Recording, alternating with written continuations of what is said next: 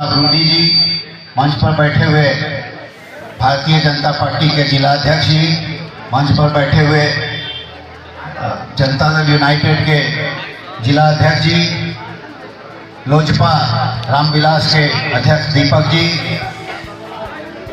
आदरणीय जगन्नाथ ठाकुर जी, यहाँ आए हुए सभी एनडीए के नेतागण, कार्यकर्तागण, नौजवान क्रांतिकारी साथियों, आज संसद का चुनाव है। 24 में 19 में चुनाव हुआ था। 5 साल बीत गए और लोग आकलन कर रहे हैं कि अब क्या करना है हम लोगों को। और मुझे आश्चर्य होता है जब मैं देखता हूं कि लोग इस बात की चर्चा करते हैं कि मोदी जी को चुनना है या किसी और को चुनना है। अब मोदी जी का जो पर्सनैलिटी है, जो व्यक्तित्व है, उसके सामने आप लोगों को लगता है कि राहुल गांधी कहीं खड़ा हो सकते हैं। एक तरफ तो सूर्य है, सूर्य की चमक है, सूर्य की रोशनी है, और दूसरी तरफ बुझा हुआ दीपक है। आप लोगों को चुनने में क्या कठिनाई हो रही कि किसको चुना है इस देश के प्रधानमंत्री। ये देश में पंचायत का चुनाव नहीं है, ये विधायक का भी चुनाव नहीं है, इस देश के प्रधानमंत्री जी को चुनने का चुनाव है। इसलिए इसमें कोई शक नहीं है, कोई तुलना नहीं है। इससे हम लोगों को सिर्फ मोदी जी के साथ रहना है, उनके हाथ को मजबूत करना है, 400 सीट देकर के उनको और मजबूत बनाना है, ताकि और भी कठोर से कठोर निर्णय लेने का काम कर सके। अब आप लोगों को देखना चाहिए कि मोदी जी ने गरीबों के लिए क्या काम करने का काम किया था। क्या गरीबों के बारे में कांग्रेस ने और किसी पार्टी ने सोचा था इससे पहले? जो गरीब भूखा रहता था आज भूखा नहीं है। 5 किलो मुफ्त अनाज उसको दिया जा रहा था। हम लोगों के समय में जब कोई गरीब चला आता था और कहता था कि सर हमको हार्ट का ऑपरेशन कराना है, कुछ मदद कीजिए, हम लोगों के आंखों से आंसू निकल पड़ते थे। 5-10 हजार रुपया तो हम लोग मदद कर सकते थे, पर 1 लाख और 1.5 लाख मदद करने की हम लोगों की भी शक्ति नहीं थी। आज नरेंद्र मोदी जी ने सारे लोगों को, गरीबों को आयुष्मान भारत कार्ड देने का काम किया है।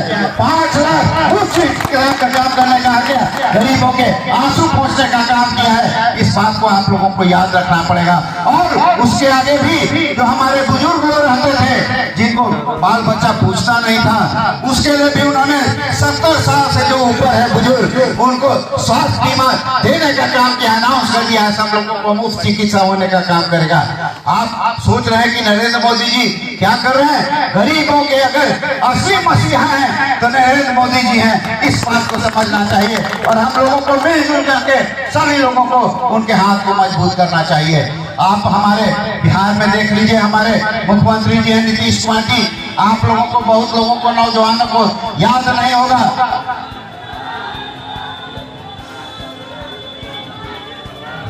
याद नहीं होगा। बैठन है भाई, बैठन है, वो लोग मैदान है भाई।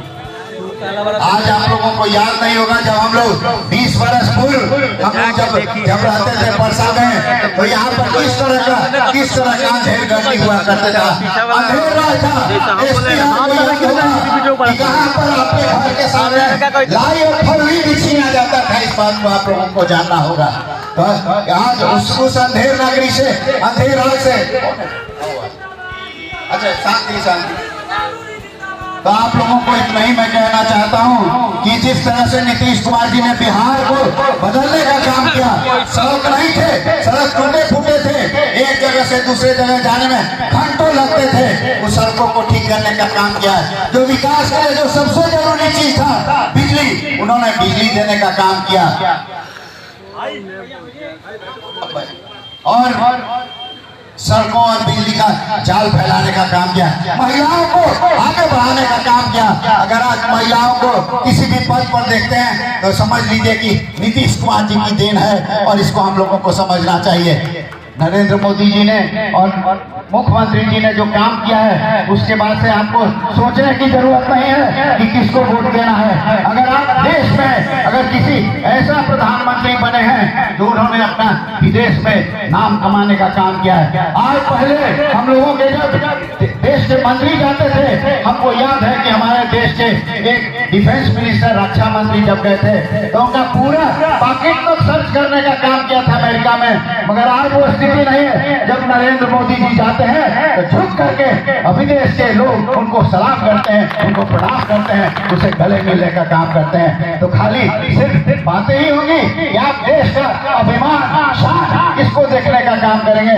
इस बात को आप लोगों को मन में रख करके तभी कार्य करना चाहिए। आप सभी भाइयों से मैं कहना चाहता हूँ, चारों तरफ देख लीजिए, चारों तरफ देख लीजिए, नौजवान हैं, बूढ़े हैं, अधेड़ हैं, सब लोग बैठे हुए हैं और हर एक जाति और समुदाय से लोग बैठे हुए हैं। किसी एक जाति का वर्चस्व यहाँ नहीं है और हम लोग मिलजुल करके रूडी जी को भारी मतों से जिताने का काम करेंगे। आप सभी लोगों को मैं आश्वस्त करना चाहता हूँ, कुछ लोगों के मन में दुख था कि पिछले बार लोगों ने गठबंधन धर्म का पालन नहीं करने का काम किया।